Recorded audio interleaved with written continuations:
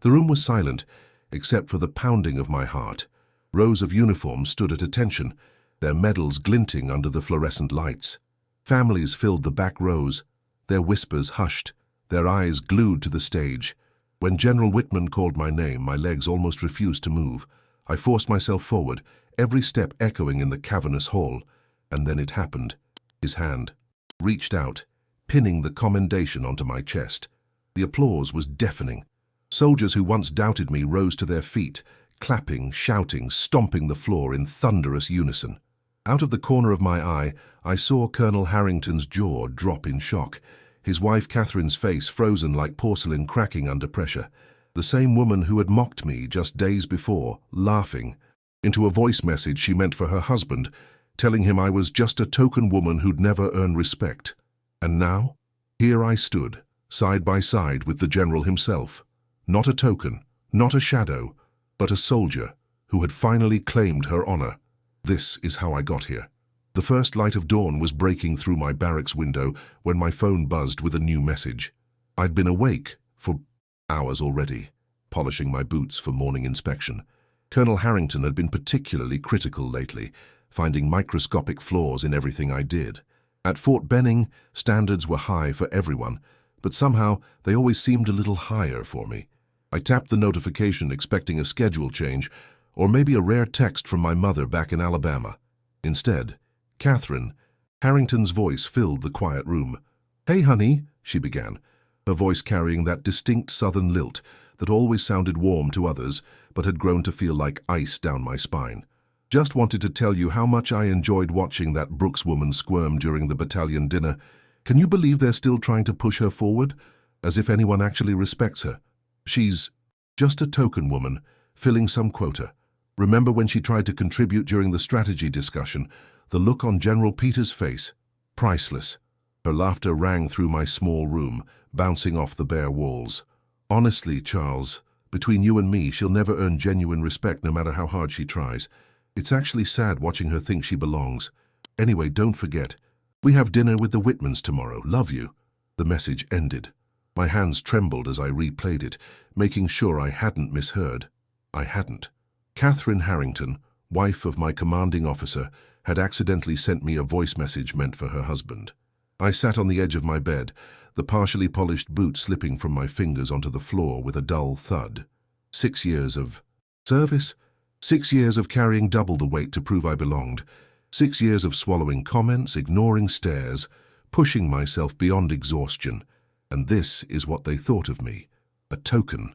The word burned in my chest. I'd heard it whispered before, of course. You don't become one of the few female specialists in an infantry battalion without hearing things. But to hear it so plainly, so confidently stated by the woman whose husband controlled my career trajectory, it was different. It was final.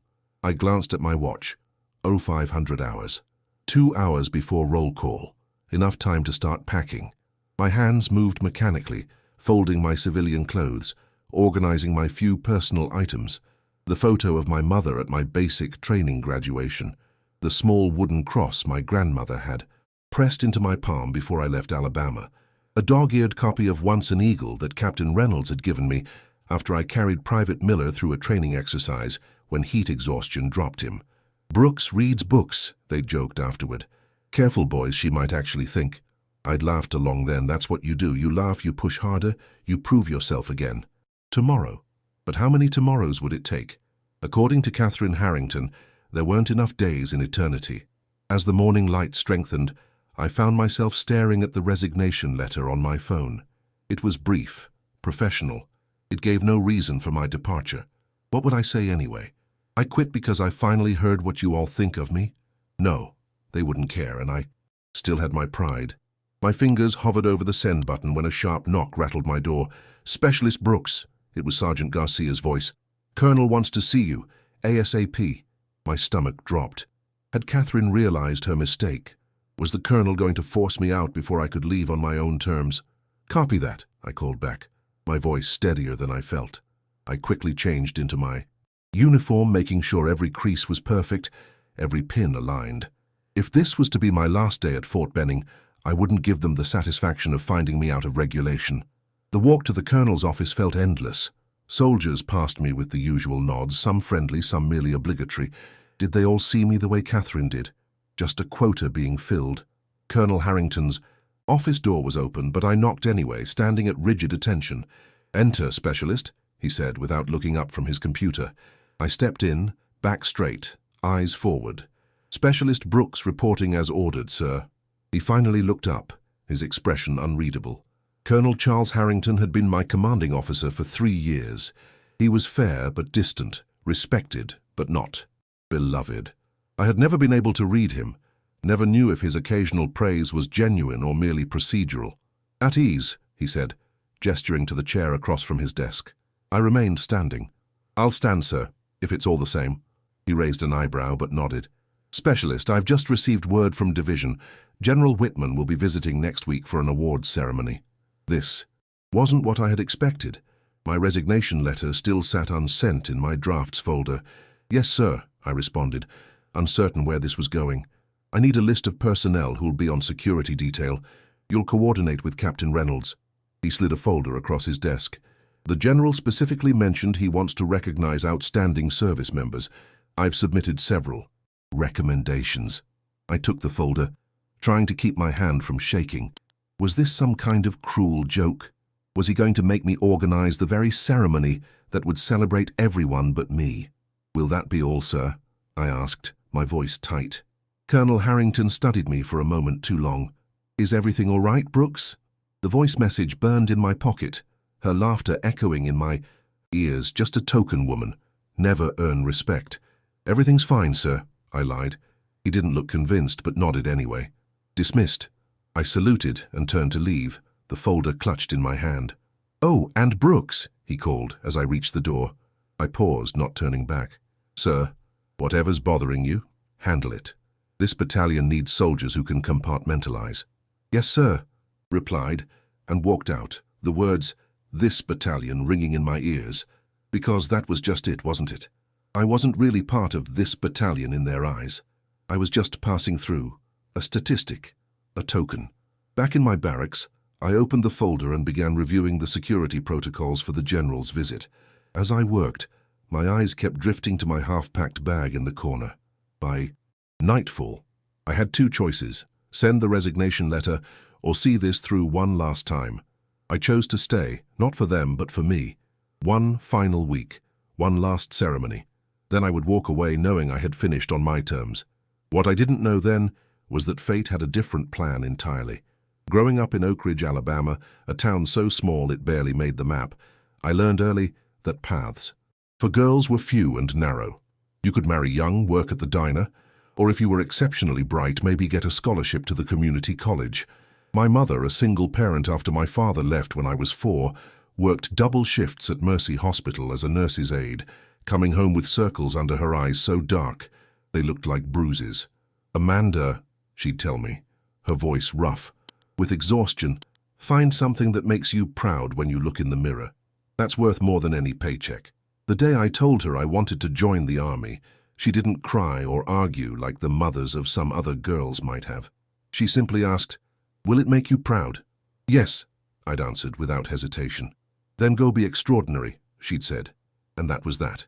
Basic training at Fort Jackson had been exactly what I expected: brutal, equalizing, transformative. I wasn't the fastest or the strongest, but I never quit. When male recruits collapsed during runs, I kept going. When others complained about the food, the weather, the drill sergeants, I stayed silent and focused. By graduation, I had earned a grudging respect that I mistakenly thought would follow me through my career. Fort Benning was different. As one of only a handful of women assigned to an infantry support unit, the scrutiny was immediate and relentless. Everything I did was observed, judged, measured against an invisible standard that seemed to shift daily. During my first field exercise, I was assigned to carry the radio, an extra 25 pounds on top of my already heavy pack. By mile 15 of our 20-mile march, my shoulders were on fire, my legs shaking with each step. "Need help with that, Brooks?" Specialist Wilson had asked, not unkindly. "I've got it," I'd managed through gritted teeth. "No shame in—" I said I've got it, because there was shame in it, at least for me. Any sign of weakness would confirm what many already thought, that I didn't belong. I finished that march, though my body screamed in protest with every step. The next day, despite muscles so sore I could barely dress myself, I volunteered for perimeter duty, and the day after that, I was the first one at morning PT, running extra laps before anyone else arrived. Captain Reynolds noticed. "Brooks, you trying to make the rest of us look bad?" he'd asked, after catching me doing push-ups at 0501. "Morning." "No, sir, just trying to be better than yesterday." He'd nodded thoughtfully. "You know, most of these boys, they've grown up with someone telling them they could be soldiers. You had that?" I thought of my mother, her quiet support, of my high school counselor who suggested nursing instead, of my uncle who laughed when I mentioned enlistment. "Not exactly, sir." "Then you're already stronger than most of them," he'd said simply, and joined me for push-ups. Captain Reynolds became something of a mentor after that. He pushed me harder than the others, but defended me when needed. When a sergeant from another company made a crude remark about my presence in the field, Reynolds had pulled him aside. I never heard what was said, but that sergeant avoided me after that. There were small victories along the way. Being selected for advanced training, earning my expert marksmanship badge, the time I spotted the ambush during a training exercise that even the veterans had missed. But there were failures too. Being passed over for team leader, despite higher PT scores, the constant need to prove myself in situations where male soldiers were simply assumed competent. The loneliness of being neither fully accepted by my male colleagues nor having enough female peers to form a support network. And then there was Catherine Harrington. From the moment Colonel Harrington took command of our battalion 3 years ago, his wife had been a presence at social functions and family events, beautiful in that polished southern way, with perfectly highlighted hair and a smile that never quite reached her eyes. Catherine played the commander's wife with precision. She remembered names, asked about family members, brought homemade cookies to battalion events. To me, she'd always been particularly attentive, pulling me into conversations at gatherings, commenting on how brave I was to be in such a masculine environment. "I could never do what you do," she'd say, her voice honeyed with false admiration. "It takes a special kind of woman to thrive among so many men." The subtext was always clear. "You are different. You are other. You do not belong in my social circle." I'd played along, thanking her for her kindness, accepting her backhanded compliments with a smile, because that's what you do when your commanding officer's wife speaks to you. You smile, you nod. You say "yes, ma'am," and "thank you, ma'am," and pretend you don't hear the poison beneath the politeness. After receiving her voice message, those interactions took on a new clarity. Her attention hadn't been kindness, it had been surveillance.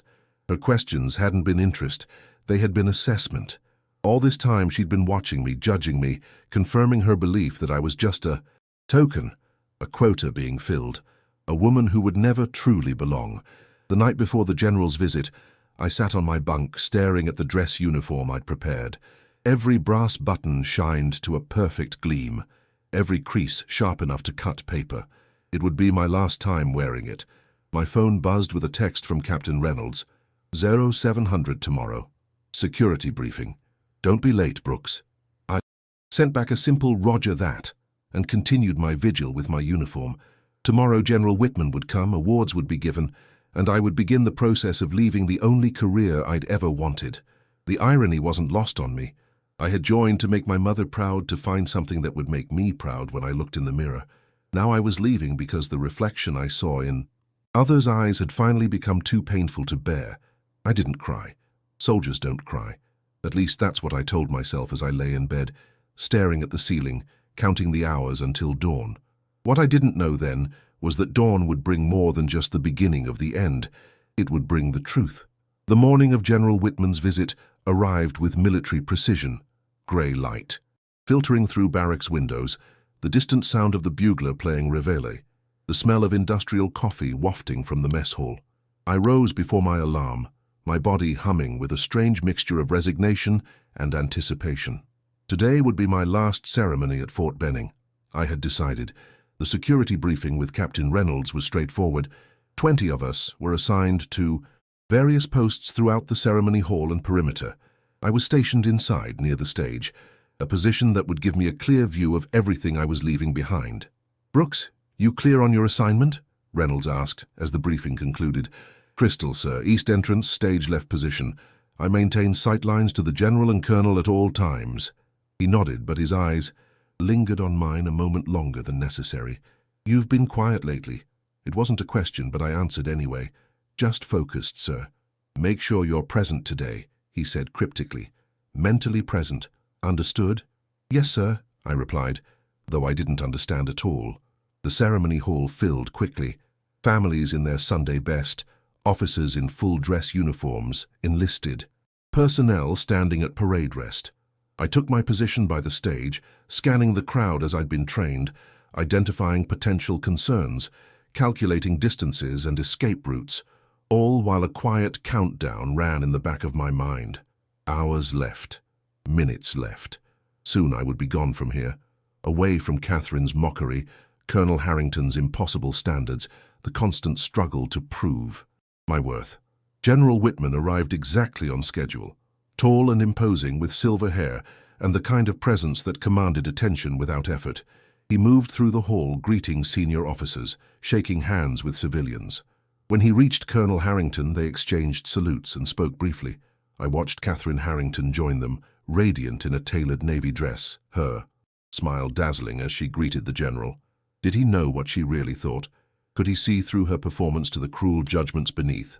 The ceremony began with the usual formalities, the presentation of colors, the national anthem, opening remarks from Colonel Harrington about excellence and dedication. I maintained my position, eyes constantly moving, focusing on my duty rather than the growing hollowness in my chest. Then General Whitman took the podium. His voice filled the hall without need for amplification, deep, authoritative, but somehow warmer than I had expected. Today, we recognize exceptional service, he began. In my 30 years of military service, I've learned that medals don't make soldiers. Soldiers make medals worth receiving. He spoke about sacrifice, about duty that goes beyond the expected, about courage that isn't always seen on the battlefield, but is demonstrated daily in small actions and quiet dedication. Our first commendation today, he continued, glancing down at his notes, is for a soldier who exemplifies these qualities. During Operation Northern Shadow 4 months ago, this individual demonstrated exceptional courage under simulated enemy fire, carrying 2 injured comrades to safety despite personal risk. My mind flashed back to that training exercise, the unexpected equipment malfunction that had left Private Diaz with a broken ankle and Specialist Wilson with a severe laceration. I had been closest when it happened, had seen the blood pooling beneath Wilson, had heard Diaz's scream cut through the simulated gunfire. Without thinking, I dragged them both to the extraction point, one after the other, my muscles screaming in protest, my lungs burning with exertion. It wasn't heroic, it was instinct. Anyone would have done the same. This soldier then returned to the field, General Whitman continued, secured critical communications equipment, and maintained the unit's operational capacity despite being severely understaffed. A murmur rippled through the audience. I scanned the crowd, trying to identify which of my colleagues was about to be recognized. Leadership isn't about rank, the general said, his eyes sweeping across the room. It's about action, about making the hard choice when easier options are available. Colonel Harrington shifted in his seat. Catherine's smile remained fixed, though her eyes darted to her husband, then back to the general. It is my honor, General Whitman said, his voice rising slightly, to present this commendation for exceptional service to Specialist Amanda Brooks. The world stopped. My name echoed through the hall, bouncing off walls, reverberating in my ears. A mistake, it had to be a mistake. Captain Reynolds appeared beside me, a slight smile playing at the corners of his mouth. "That's your cue, Brooks," he murmured. "The general's waiting." Somehow my legs began moving, carrying me forward. Each step felt disconnected from my body, as if I were watching myself from somewhere far away. The polished floor gleamed beneath my boots, the light seemed suddenly too bright. General Whitman waited at the podium, a small blue box in his weathered hands, his eyes kind but evaluating as I approached. I stopped before him, snapped to attention, and saluted crisply. He returned the salute, then opened the box to reveal the Army Commendation Medal, its green and white ribbon bright against the dark velvet. "Specialist Brooks," he said, his voice lower now, meant for me, though the microphone carried it throughout the hall. "Your actions reflect the highest traditions of the United States Army. Your courage, your dedication, and your leadership have not gone unnoticed. As he pinned the medal to my chest, his eyes met mine. "Some excellence shines quietly," he added, "but it shines nonetheless." The weight of the medal against my uniform felt surreal. This couldn't be happening. Not today. Not when I had already decided to leave. Not when Catherine's words still burned in my memory. Just a token woman. Never earn respect. The general stepped back and saluted me again. I returned it automatically, military training overriding my shock. Then came the applause. Hesitant at first, a few scattered claps, then building, swelling, filling the hall until it seemed the very walls might shake loose. I turned to face the audience.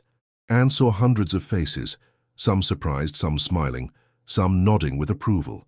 In the front row, Colonel Harrington's face had gone rigid, his jaw clenched so tight I could see a muscle twitching beneath his skin. Beside him, Catherine's perfect smile had shattered, her mouth slightly open, her eyes wide with disbelief.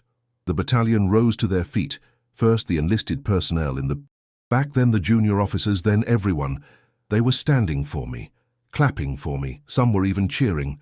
As I stepped down from the stage and returned to my position, soldiers reached out to touch my arm, to pat my shoulder, to whisper quick congratulations.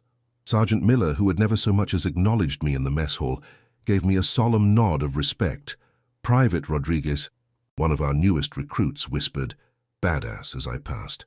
Through it all, I maintained my composure, kept my face professionally neutral, though inside a storm was brewing. Confusion, vindication, pride, and something else. Something that felt dangerously like hope.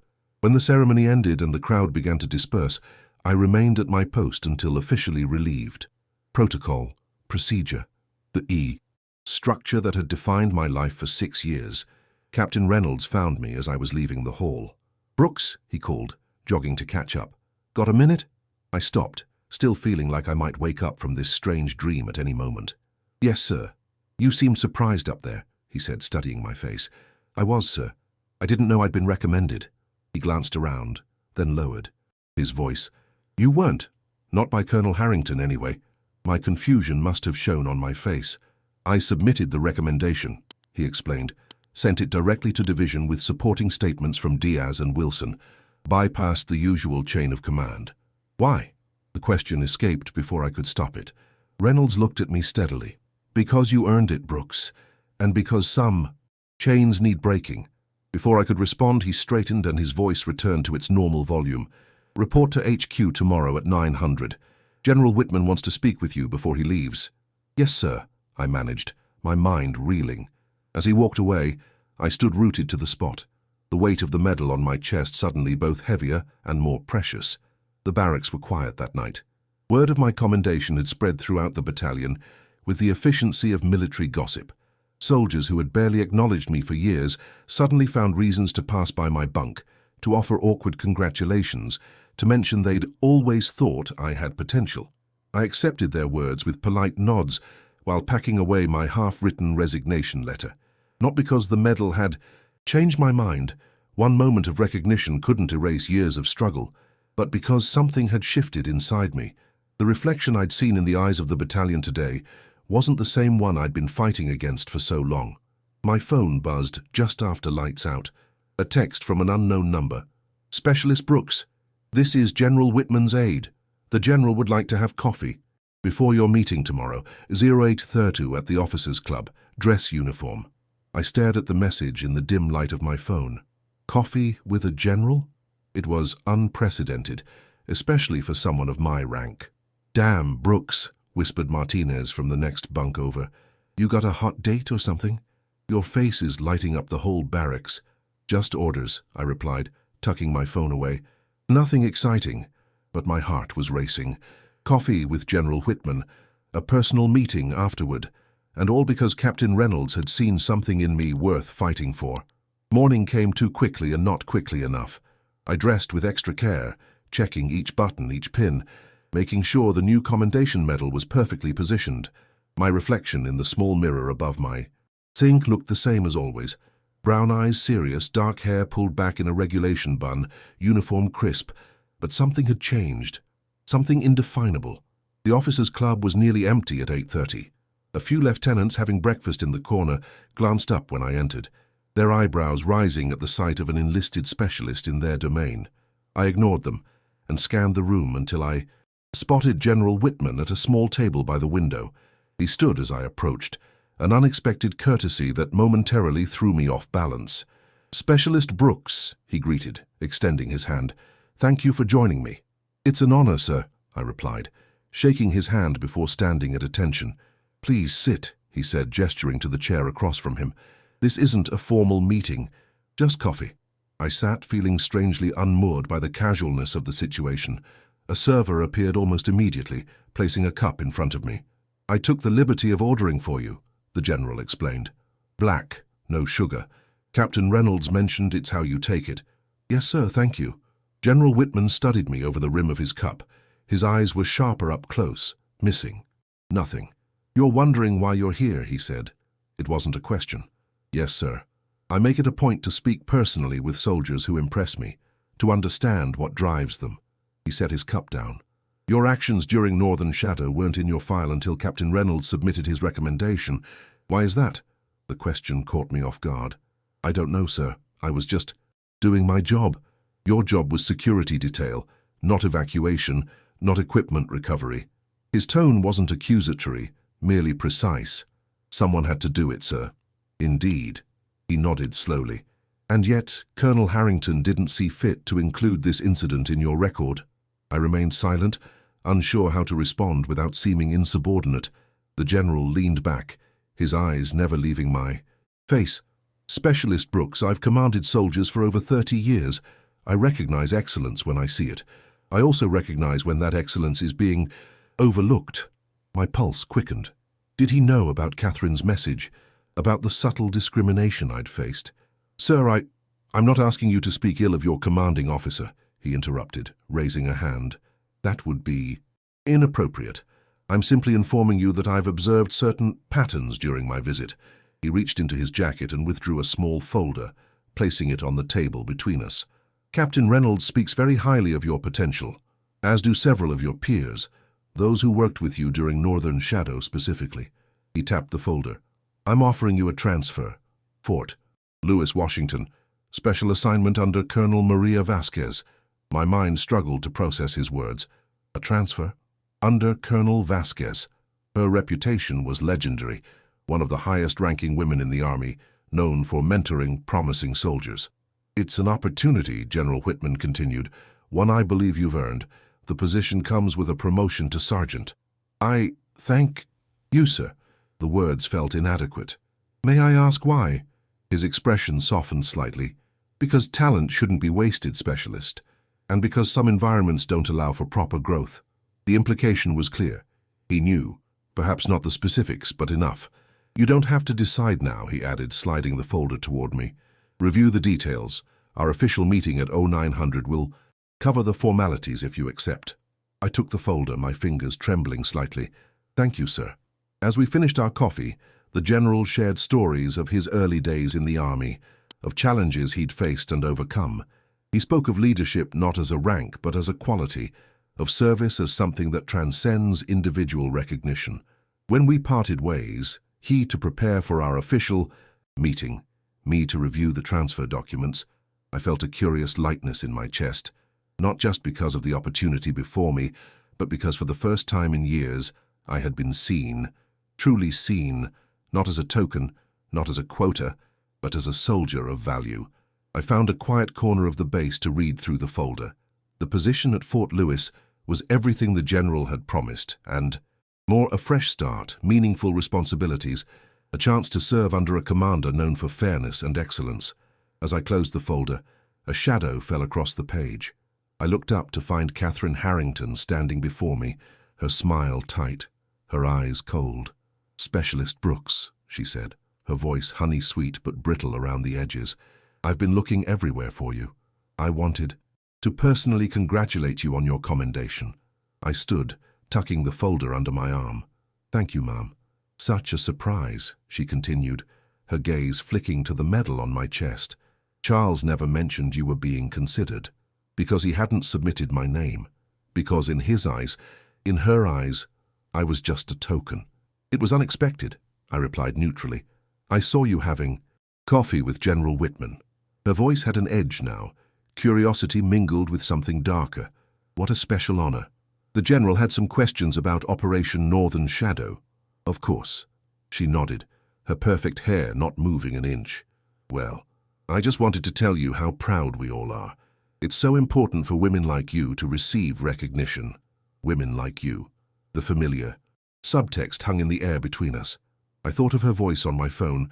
Just a token woman, never earn respect.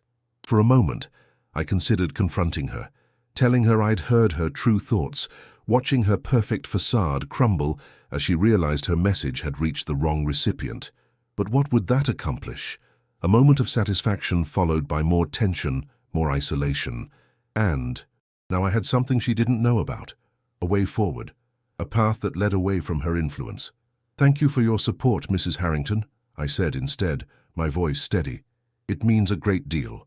Confusion flickered across her face at my sincerity, quickly masked by her practiced smile. "Of course, dear. That's what we're here for, to support our soldiers." As she walked away, her heels clicking against the pavement, I felt no anger, no resentment, just a quiet certainty that I was already beyond her reach. My meeting with General Whitman was brief and official. I accepted the transfer, signed the necessary paperwork, received my orders. I would leave for Fort Lewis in 2 weeks, enough time to process out of Fort Benning and prepare for the journey ahead. As I left headquarters, the future stretching before me like an open road, I realized something profound.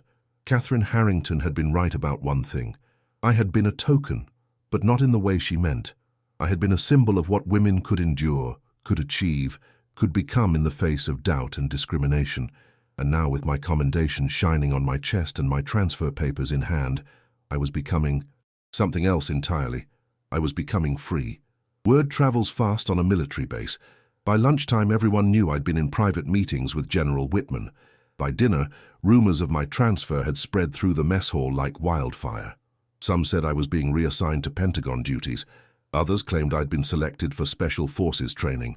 A few whispered that I'd somehow blackmailed my way into a promotion. I kept my head down and ate my meal in silence, neither confirming nor denying the speculation swirling around me. The transfer papers in my quarters were official, but not yet public knowledge. I would tell those who needed to know when the time was right. Captain Reynolds found me as I was leaving the mess hall, falling into step beside me as I walked toward the barracks. "So," he said without preamble, "Fort Lewis." I glanced at him, unsurprised that he already knew. News travels fast. General Whitman and I go back. He values my input. Reynolds kept his eyes forward as we walked. "Colonel Vasquez is a good commander. Tough but fair. You'll learn a lot from her." "Thank you, sir, for the recommendation, for—" I struggled to find the right words.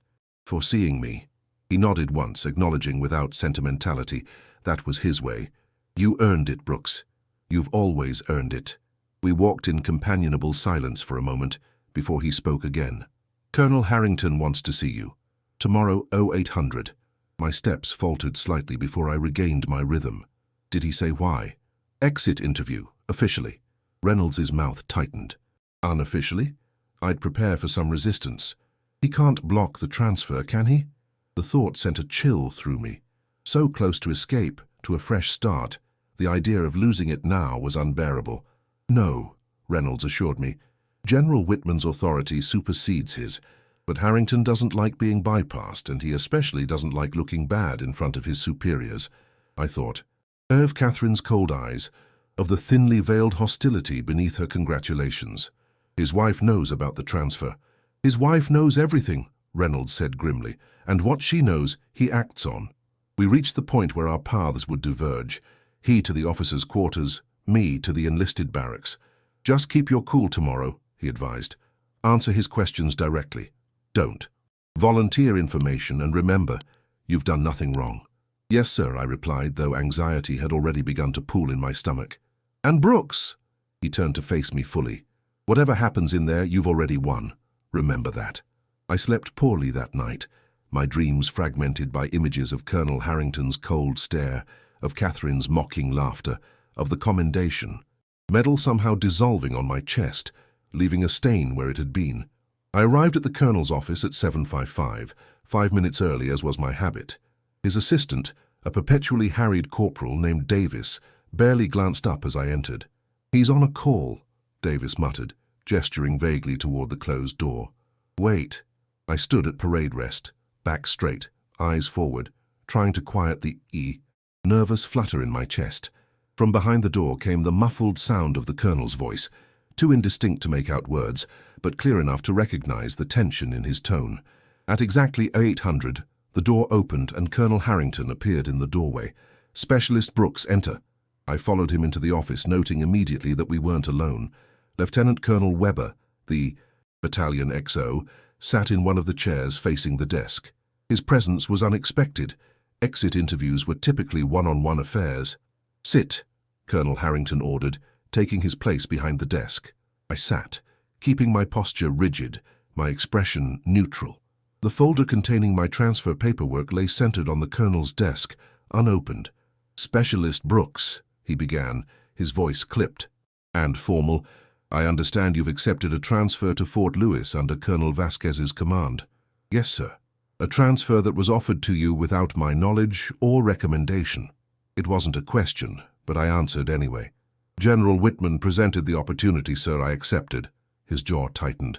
"In my 6 years commanding this battalion, no transfer has ever been approved without my direct input. It creates a concerning precedent." I remained silent, unsure what response he expected. Lieutenant Colonel Weber cleared his throat. "What the colonel means, Specialist, is that proper channels exist for a reason. Chain of command is fundamental to military functioning." "I understand, sir," I replied, addressing Weber but feeling Harrington's eyes boring into me. "However, my understanding is that General Whitman has the authority to initiate transfers directly." "Authority, yes," Harrington snapped, "but it's highly unusual. One might even question what prompted such special attention." The implication hung in the air between us. I thought of Catherine's voice message, of how easily I could play it right now, exposing exactly why I might have caught the general's attention. The temptation was powerful, heady, but Captain Reynolds's words echoed in my mind. "You've already won." "I believe my service record speaks for itself, sir," I said evenly. "Does it?" Harrington opened the folder at last, scanning its contents with obvious displeasure. "Your PT scores are exceptional, your technical qualifications adequate, but your last evaluation noted concerns about your integration with the unit, your adherence to team dynamics." An evaluation, he had written. An evaluation that had never mentioned my actions during Northern Shadow. "With respect, sir," I said carefully, "my commendation would seem to contradict those concerns." His eyes flashed. "A commendation based on a recommendation that circumvented normal procedures." "A commendation for saving 2 soldiers' lives, sir," I corrected before I could stop myself, "and for completing the mission despite the casualties." Weber shifted uncomfortably in his seat. Harrington's face darkened. "Are you questioning my judgment, Specialist?" The question was a trap.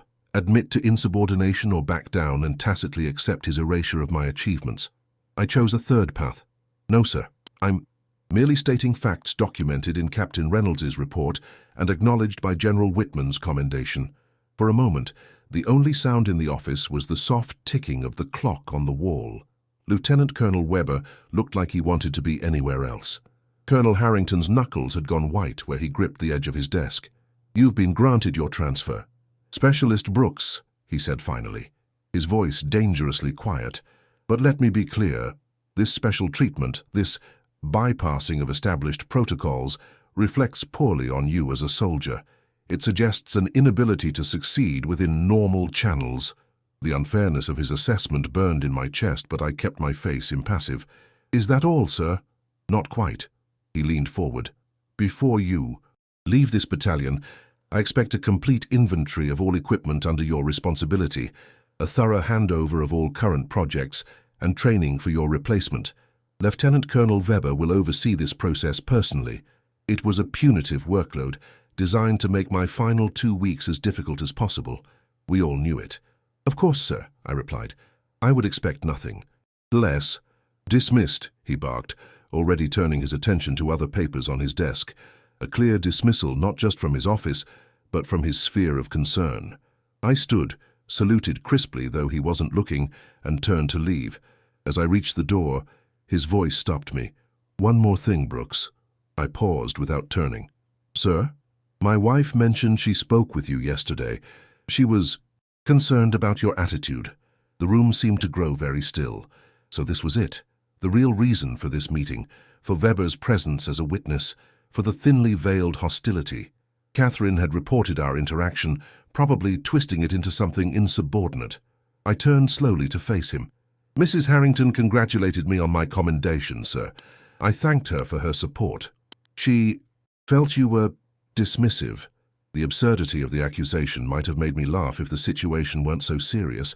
I'd been nothing but respectful, had resisted the overwhelming temptation to confront her about the voice message. I apologize if that was her impression, sir, I said, choosing each word carefully.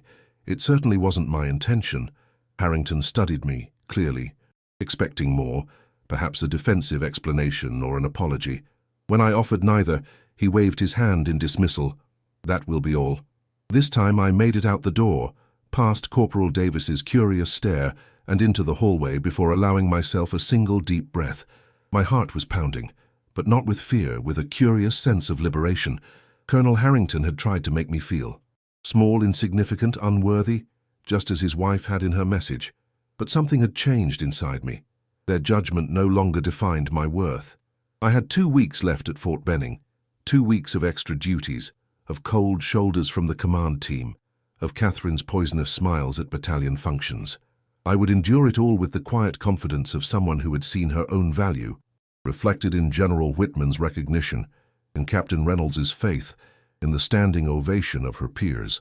As I walked across the parade ground toward the barracks, the morning sun warm on my face, I realized I was smiling. The next 2 weeks unfolded exactly as I had anticipated. A calculated exercise in administrative punishment disguised as thorough procedure. Lieutenant Colonel Weber shadowed my every move, requiring multiple revisions of simple handover documents, questioning inventory counts I'd verified 3 times, scheduling training sessions for my replacement at inconvenient hours. I complied with every request without complaint, working late into the night to meet impossible deadlines, arriving early to prepare for surprise inspections, maintaining a professional demeanor that gave them no ammunition against me. Word had spread throughout the battalion about my transfer. Reactions were mixed, genuine congratulations from some, thinly veiled resentment from others, and a curious new respect from many who had previously overlooked me. Several female junior enlisted sought me out for advice, their eyes bright with something that looked like hope. Is it true? You're going to work directly under Colonel Vasquez?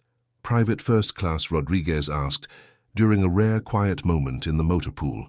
That's what my orders say, I confirmed, checking items off my inventory list. My cousin served under her at Fort Drum, Rodriguez continued, her voice dropping to an awed whisper. Says she's the real deal, tough as hell, but fair. Doesn't take shit from anyone, especially not about women in combat roles. I nodded, allowing myself a small smile. That's what I've heard. Rodriguez hesitated, then added, Some of us were wondering, do you think there might be other opportunities? You know, for transfers or recommendations? The question caught me off guard. These young women were looking to me, not just for advice, but for a path forward, a bridge to something better. Focus on being excellent, I told her after a moment's reflection. Document everything. Find mentors who see your value.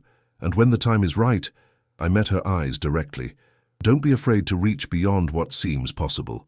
She nodded solemnly, as if committing my words to memory. Throughout those final days, I avoided Catherine Harrington with practiced precision. When battalion functions required my presence, I arrived punctually and left as soon as protocol allowed. When she entered a room, I found reasons to be elsewhere. It wasn't fear driving my avoidance, but a determination to deny her any further opportunity to undermine me. 3 days before my scheduled departure, Captain Reynolds invited me to the officers' club for a goodbye drink, an unusual honor for an enlisted soldier. I arrived to find not just Reynolds but a half-dozen other officers who had worked with me over the years, all raising glasses in a quiet toast. To Sergeant Brooks, Reynolds said, using my soon-to-be rank, may Fort Lewis recognize what Benning sometimes forgot. The acknowledgement, coming from these officers who had seen my struggles firsthand, left a lump in my throat that no amount of whiskey could wash away. Later, as the gathering dispersed, Reynolds walked me to my barracks through the cool Georgia night. "Weber's been riding you hard," he observed. I shrugged. "Nothing I can't handle. Harrington's orders. He's trying to make a point." I know. The stars were particularly bright that night, a canopy of light stretching endlessly above us. "It doesn't matter. Anymore." Reynolds was quiet for a moment before saying, "There's a battalion formation tomorrow. Mandatory attendance." My steps faltered. I wasn't notified. It just came down. Harrington's idea, a formal farewell to departing personnel. Something in his tone alerted me. "I'm not the only one leaving?" "No. 2 lieutenants rotating to Staff College, a captain transferring to Germany, and you." He stopped walking, turning to face me directly. "It's his last chance to control the narrative, Brooks, to make your departure seem routine, just another personnel rotation." "Let him," I said with a certainty that surprised even me. "I know the truth, so do you, so does General Whitman." Reynolds studied me for a long moment. "You've changed." "Not changed," I corrected. "Just found. Something I lost for a while." "And what's that?" I looked up at the vast field of stars. The ability to see myself clearly, no matter what mirror others hold up. The formation the next morning was exactly as Reynolds had described, a formal acknowledgement of departing personnel.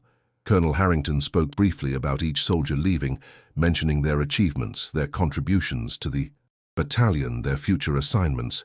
When he reached my name, his words were correct but hollow, a recitation of facts without warmth or recognition. "Specialist Brooks transfers to Fort Lewis, Washington, for duties with the 3rd Brigade Combat Team under Colonel Vasquez. Her attention to detail and physical fitness have been assets to this battalion." Not a word about my commendation. Not a mention of Northern Shadow. Not a hint of the recognition General Whitman had deemed appropriate. I stood at attention, face forward, expression neutral, even as I felt the eyes of the battalion upon me.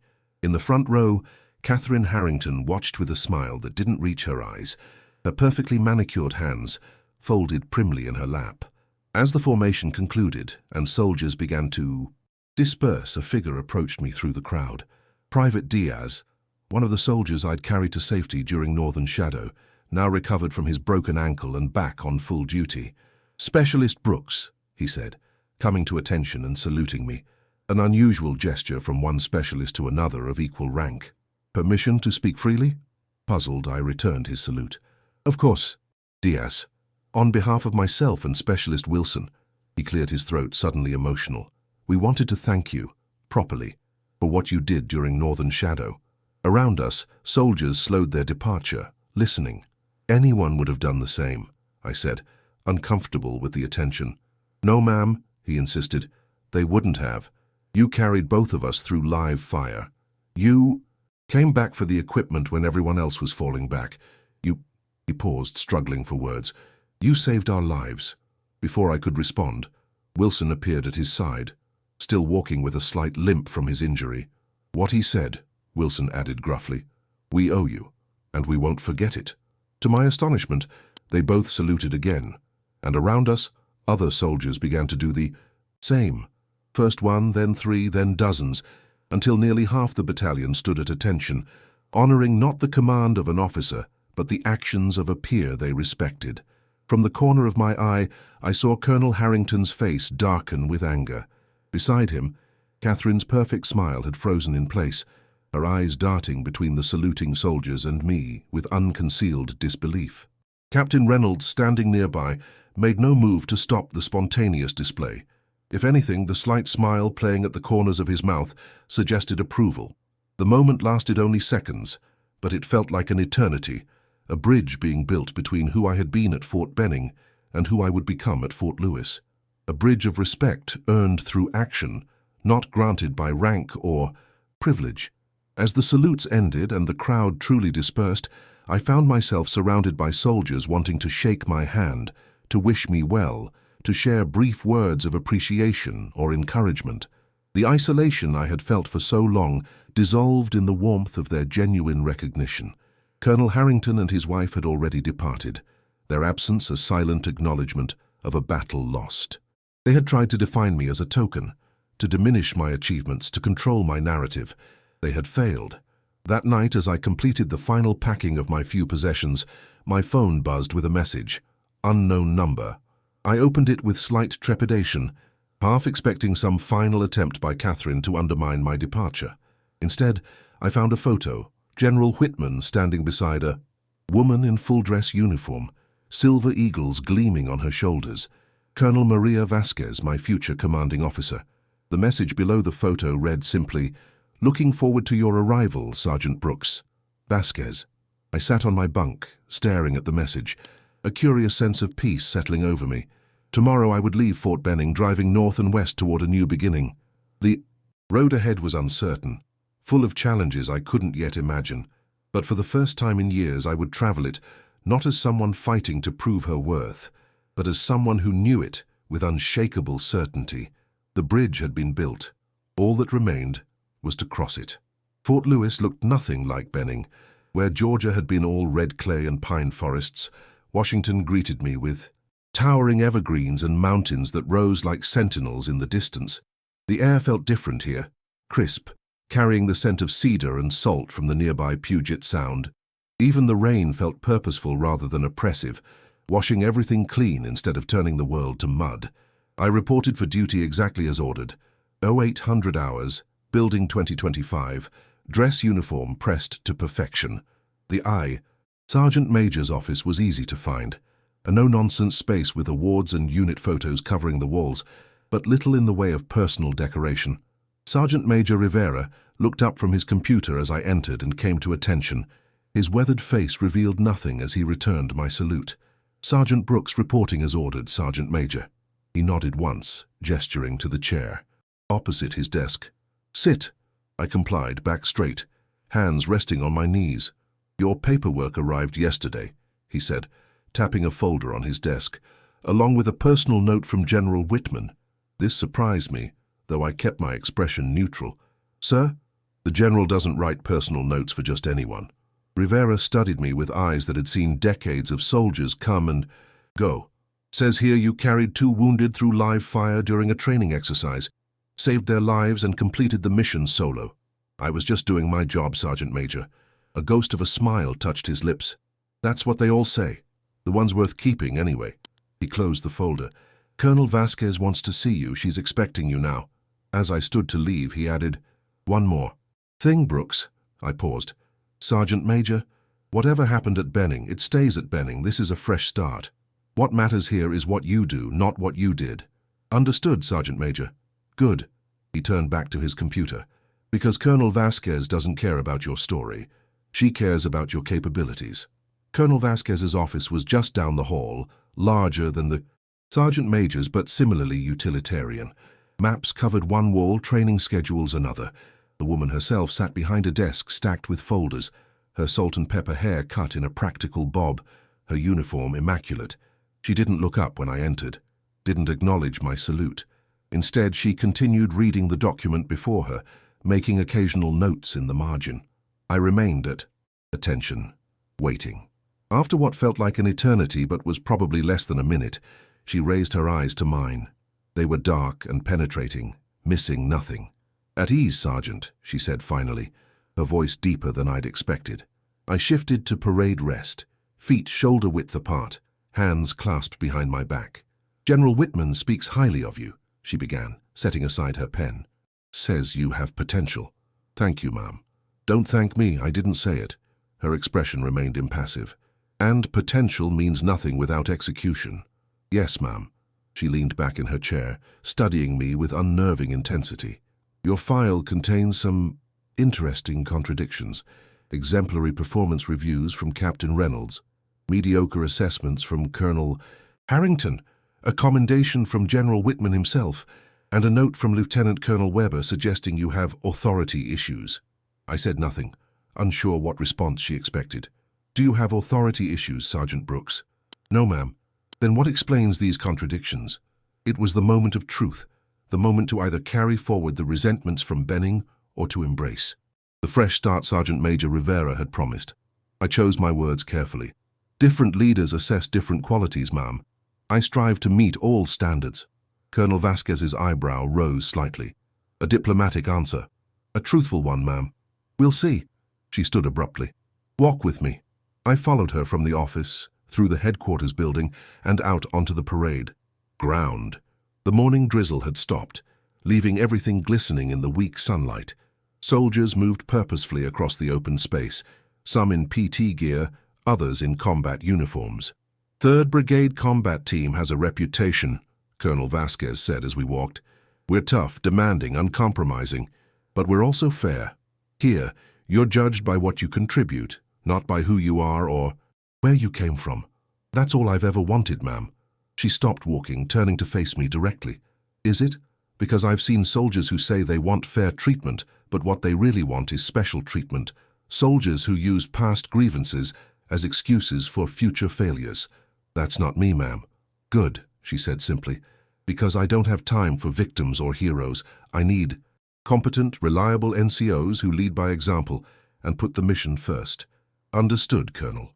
She resumed walking, pointing out various buildings and training areas as we went. The tour was brief but comprehensive. Motor pool, barracks, training facilities, medical center. Throughout it all, she explained not just the layout of the base, but her expectations for every soldier under her command. By the time we returned to headquarters, I had a clear understanding of 3 things. Colonel Vasquez was exactly as tough as her reputation suggested. She had no interest in the drama I'd left behind at Fort Benning, and she was giving me a genuine opportunity to prove myself on my merits alone. "You'll take over 2nd Squad Charlie Company," she informed me as we reached her office. "Staff. Sergeant Miller will brief you on their current status and training needs. They've been without a squad leader for 3 weeks.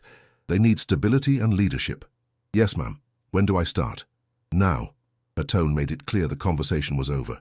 "Report to Charlie Company by 1,000 hours. Questions?" "No, ma'am." Dismissed.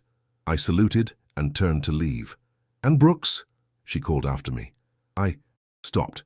"Ma'am, whatever happened at Benning that earned you General Whitman's attention, make sure it wasn't a fluke." "It wasn't, ma'am." For the first time, a hint of a smile touched her lips. "Prove it." 2nd Squad turned out to be a mixed bag of experience and personality.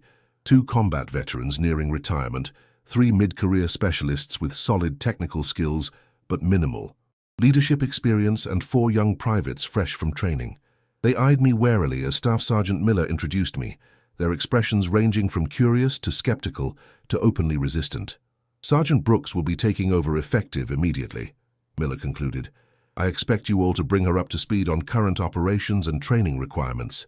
As he left, the silence in the squad bay grew heavy with unasked questions. I could almost hear them thinking, "Who is this new sergeant? Why was she transferred here? What does she expect from us?" I decided to address it head-on. "I know what you're thinking," I began, meeting each soldier's eyes in turn. "New leadership means uncertainty, changes to routines you've established, questions about expectations and standards." A few nods, but most remained guarded. "So let me be clear. I have one primary expectation: excellence in all things, big and small. Not perfection, that's impossible. But the constant pursuit of improvement, the refusal to accept good enough when better is possible." Specialist Chen, one of the mid-career soldiers, spoke up. "With respect, Sergeant, we've heard speeches like this before." "I'm sure you have," I acknowledged, "and you're right to be skeptical. Words mean nothing without consistent action to back them up." I moved to the center of the room, where a detailed training schedule was posted on the wall. "I see you're scheduled for land navigation training tomorrow." "Yes, Sergeant," answered Private Rodriguez, the youngest member of the squad. "Aero 600 formation, full gear." "Good. I'll meet you at 0530. This drew surprised looks. "We'll do a gear check and preliminary briefing before formation. I want to understand your individual strengths and weaknesses before we join the rest of the platoon." 0530? Muttered one of the older soldiers, Sergeant First Class Davis. "That's a full half-hour early. Is that a problem, Sergeant Davis?" He straightened slightly. "No. Sergeant Brooks, just confirming the time. 0530, I repeated, and bring your A-game, I'll be bringing mine." As they dispersed to their duties, I felt a familiar weight settle on my shoulders, the responsibility of leadership, the knowledge that these soldiers' success or failure would reflect my own abilities. But unlike at Benning, where each day had been a battle to prove my worth against unspoken but ever-present doubts, here I felt something different. Not acceptance, that would have to be earned, but the possibility of it, the space to try. The next morning, I arrived at the assembly point at 05:15, 15 minutes before my own stated time. To my surprise, all 11 members of my squad were already there, gear laid out for inspection, maps prepared, compasses checked. Thought, "We'd give you a head start, Sergeant," explained Chen with the hint of a smile. "Since you're new and all." The challenge in his voice was clear, but not disrespectful. They were testing me, as soldiers always test new leadership. "Appreciate the initiative," I replied, beginning my inspection. "Let's see if your land nav skills match your punctuality." For the next 2 weeks, I threw myself into learning everything about my squad, not just their military specialties and training needs, but their personalities, their motivations, their individual strengths and weaknesses. I led every PT session, participated in every training exercise, reviewed every piece of equipment. I pushed them hard but never asked them to do anything I wasn't willing to do myself. When Private Lewis struggled with marksmanship, I spent extra hours with him at the range. When Specialist Chen expressed interest in advanced communication systems, I arranged additional training with the Signal Corps. Slowly, the wariness in their eyes began to fade, replaced by something I recognized but hadn't expected to see so soon: respect. Not the obligatory respect due to rank, but the genuine respect earned through consistent, competent leadership. 1 month into my assignment, Colonel Vasquez summoned me to her office again. This time, Staff Sergeant Miller was already there when I arrived, along with Captain Roberts, the Charlie Company commander. "Sergeant Brooks," the colonel greeted me, "your squad performed exceptionally well in last week's battalion readiness assessment.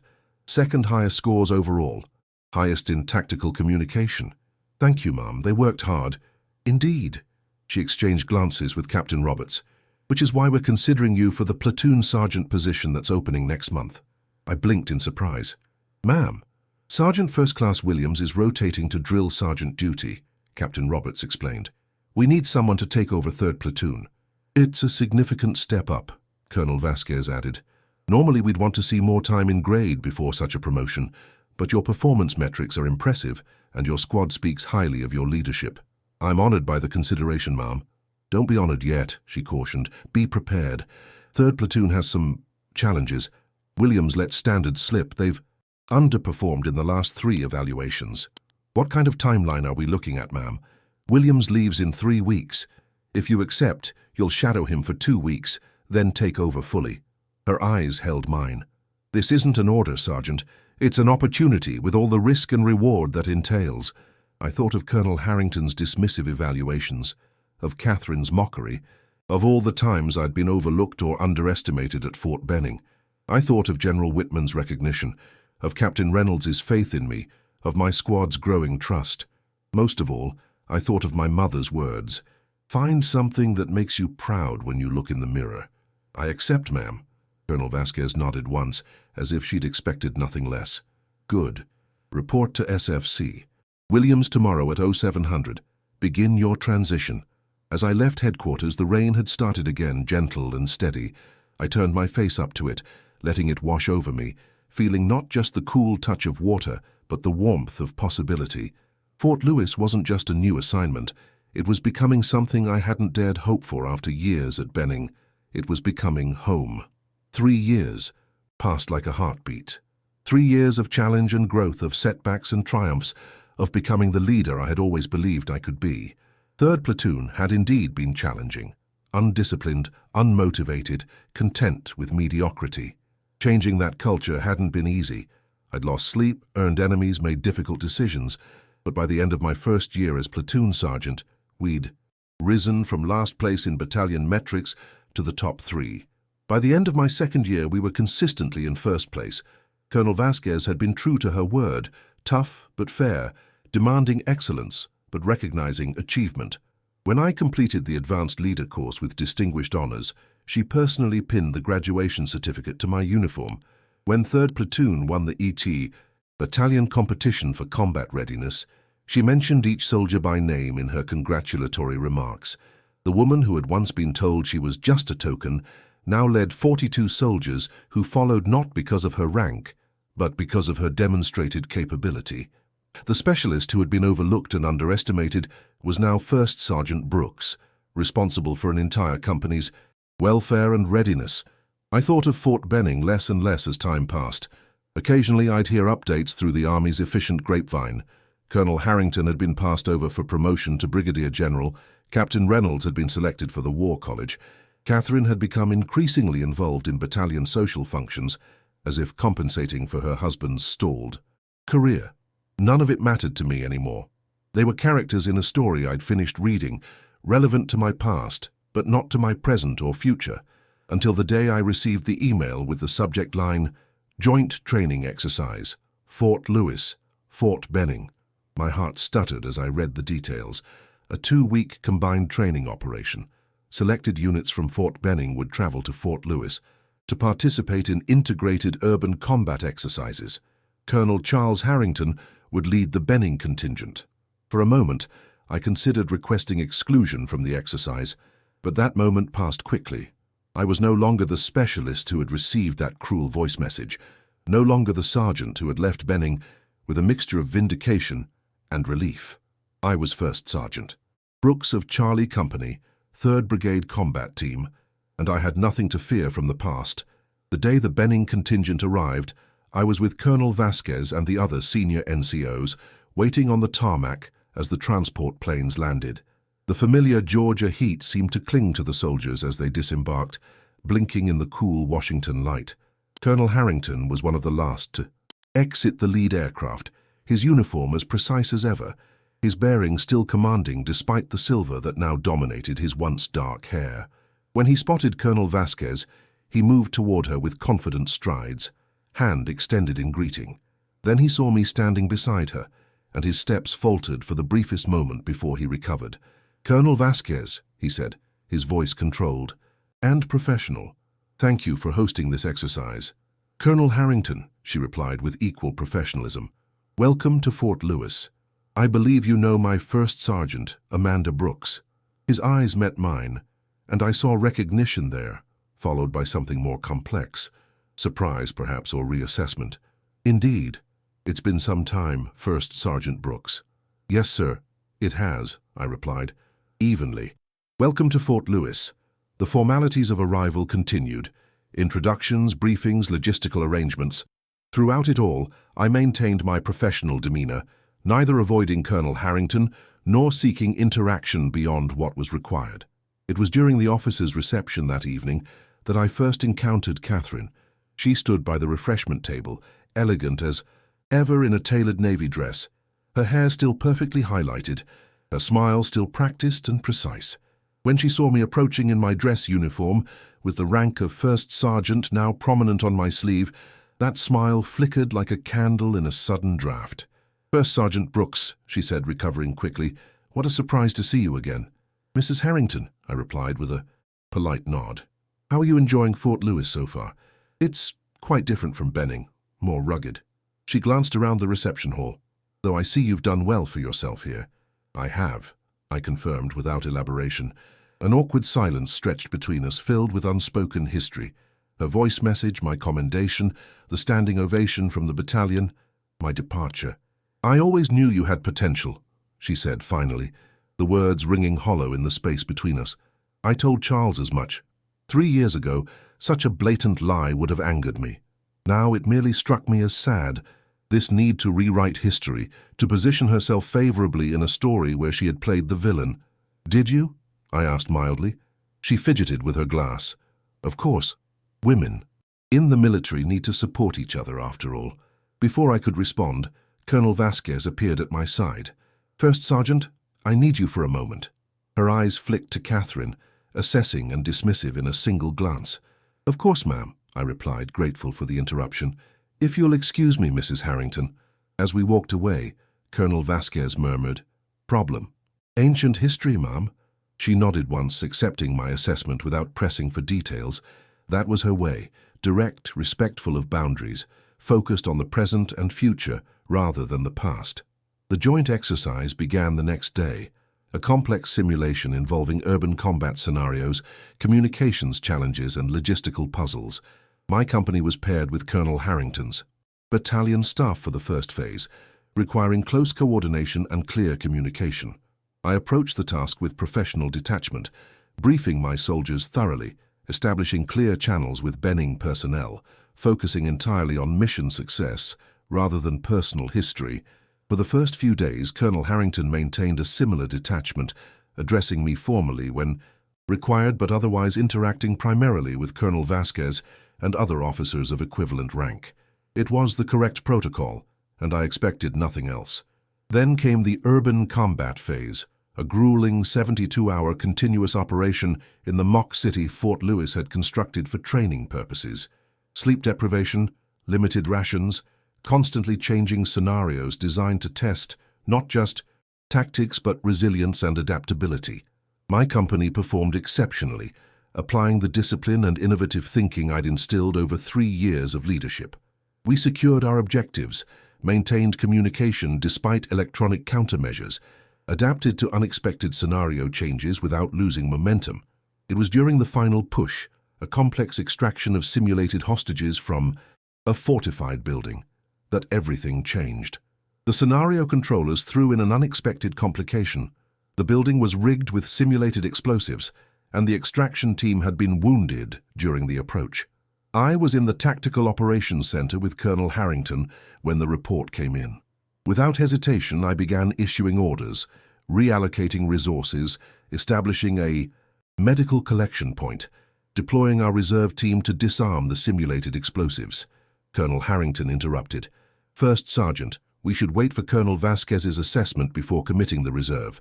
"With respect, sir, we don't have time," I replied, continuing to coordinate the response. If this were a real situation, those hostages and wounded personnel would have minutes, not hours. He stared at me, clearly unused to being contradicted. "This is my area of expertise, First Sergeant. I've conducted dozens of these exercises. And I've trained specifically for this scenario, sir," I countered, keeping my voice level but firm. "My company has practiced this exact contingency 7 times in the past month." For a tense moment, we locked eyes across the tactical display. Then, to my surprise, he nodded once. "Proceed, First Sergeant. I'll observe." What followed was 20 minutes of intense, precision-coordinated action. My soldiers executed the extraction flawlessly, securing the hostages, evacuating the wounded, disarming the simulated explosives with seconds to spare on the scenario clock. When the exercise controllers called Index, signaling the end of the scenario, the operations center erupted in cheers. Colonel Vasquez, who had been observing from the sidelines, approached with a rare smile. "Exceptional work, Charlie Company," she announced. "First Sergeant Brooks, your preparedness and decision-making were exemplary." "Thank you, ma'am," I replied, turning to acknowledge my team. To my surprise, Colonel Harrington spoke up. "I concur, Colonel Vasquez. First Sergeant Brooks demonstrated remarkable tactical awareness and leadership under pressure." He looked directly at me. "Qualities I first observed at Fort Benning, though perhaps I didn't fully appreciate them at the time." The admission, public and unequivocal, stunned me into momentary silence.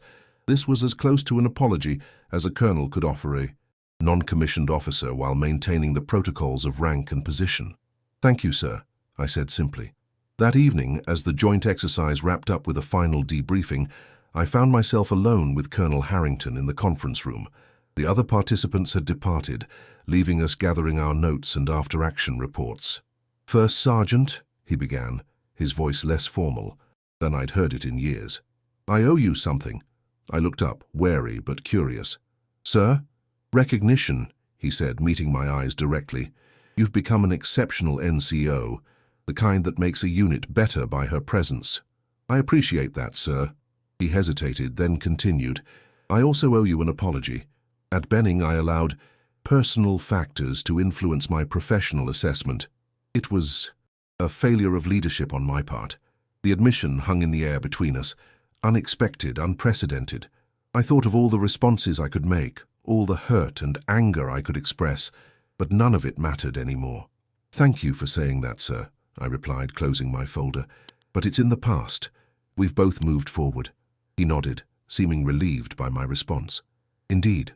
Though some lessons deserve to be remembered." He gathered his papers and moved toward the door, then paused. "Catherine asked me to extend an invitation to dinner tomorrow evening. Just the 3 of us. She says she has something she wishes to say to you as well." The invitation surprised me even more than his apology. "That's not necessary, sir." Perhaps not, he acknowledged, but it might provide closure for all involved. I considered declining, citing preparations for my company's upcoming deployment, administrative duties, anything to avoid what promised to be an awkward evening.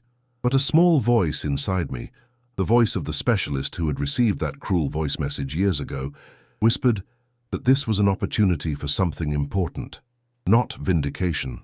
I'd already achieved that, but perhaps resolution. What time, sir? 1900 hours. The officers' club. I'll be there. The dinner was as uncomfortable as I'd anticipated. Catherine was nervous, her usual polished confidence fractured by the presence of the woman she had once mockingly dismissed as just a token. Colonel Harrington was formal but respectful, carefully navigating the unspoken history between his wife and me. We made it through the main course with bland conversation about the joint exercise, the differences between Fort Lewis and Fort Benning, the changing nature of Army training. It wasn't until dessert arrived that Catherine finally addressed what we all knew was the real purpose of the evening. "First Sergeant Brooks," she began, setting down her fork, "I need to apologize." "To you?" I remained silent, waiting. Several years ago I sent a voice message to Charles that was unkind, unfair, cruel even. Her perfectly manicured hands trembled slightly. "I later learned that message was accidentally sent to you instead." "It was," I confirmed, keeping my voice neutral. "The things I said," she faltered, then continued, "they were inexcusable, born of ignorance and, I'm ashamed to say, jealousy." This surprised me. "Jealousy?" She glanced at her husband, then back to me. "You were everything I wasn't. Strong, independent, respected for your abilities rather than your husband's rank. I resented that. It was easier to dismiss you as a token than to acknowledge my own insecurities." The honesty of her admission was unexpected. I had anticipated a polite, surface-level apology, not this raw acknowledgement of her own flaws. "I appreciate your candor, Mrs. Harrington," I said after a moment. "Catherine, please." She reached across the table, stopping just short of touching my hand. "I've spent 3 years regretting those words, knowing they might have derailed the career of an exceptional soldier. When Charles told me you'd not only survived, but thrived, become a first sergeant respected throughout your brigade, I was genuinely happy and deeply ashamed of my past behavior." Colonel Harrington cleared his throat. "We both made mistakes where you were concerned, First Sergeant, mistakes that thankfully didn't prevent you from reaching your potential." "Not because of anything you did to help," I said, the words escaping before I could censor them. To my surprise, he nodded. "Precisely. You succeeded despite us, not because of us. That speaks to your character more than any commendation." The three of us sat in silence for a moment, the weight of history and truth settling around us like dust after an explosion. Then Catherine spoke again, her voice steadier now. "I don't expect forgiveness," she said, "but I hope you can. Believe that I've learned from my mistake, that I'm trying to be better." I looked at her, really looked at her, and saw not the polished, perfect commander's wife who had tormented my early career, but a flawed human being capable of growth and change, just as I had changed, just as we all did, if given the chance. "I believe you," I said finally, "and yes, I forgive you." The relief that washed over her face was genuine. "Thank you." As we finished our meal and prepared to part ways, the Harringtons returning to Benning the next day, me remaining at Lewis with my company, Colonel Harrington offered one final observation. "You know, First Sergeant, your success here at Lewis is like an echo." "An echo, sir?" He nodded. "Of the potential we failed to nurture at Benning. It came back to us, amplified by time and distance, impossible to ignore." He extended his hand. "I'm glad we heard it, even if it took too long." I shook his hand, then Catherine's, and watched them walk away, figures from my past returning briefly to remind me how far I had come. That night, I sat on the small porch of my quarters, looking up at the stars scattered across the Washington sky. They were the same stars I'd seen in Georgia, the same stars my mother had pointed out to me as a child in Alabama, constant yet always appearing different depending on where you stood to view them. My phone buzzed with a text from my mother. "Proud of you, baby girl. Always have been." I smiled, thinking of her words from so many years ago. Find something that makes you proud when you look in the mirror. I had found it, not in medals or rank or recognition from others, but in the knowledge that I had remained true to myself through hardship and triumph alike. The young specialist who had once received a cruel message dismissing her as just a token had become a leader who helped others find their own strength, their own value. The echo of honor, it turned out, was not the sound of applause or the words of apology from those who had once doubted me. It was the quieter resonance of integrity, maintained through adversity, of dignity preserved when it would have been easier to surrender it, of respect earned through consistent action rather than demanded by rank or position. As I gazed up at the vast star-filled sky, I felt at peace, not because the past had been erased, it never could be, but because it no longer defined me. I had defined myself through choices and actions, through resilience and determination. The token woman had become a touchstone, a standard against which others measured themselves, a reminder that true worth is revealed not in moments of recognition, but in the long, steady pursuit of excellence when no one is watching. And that, I realized, was the greatest commendation of all.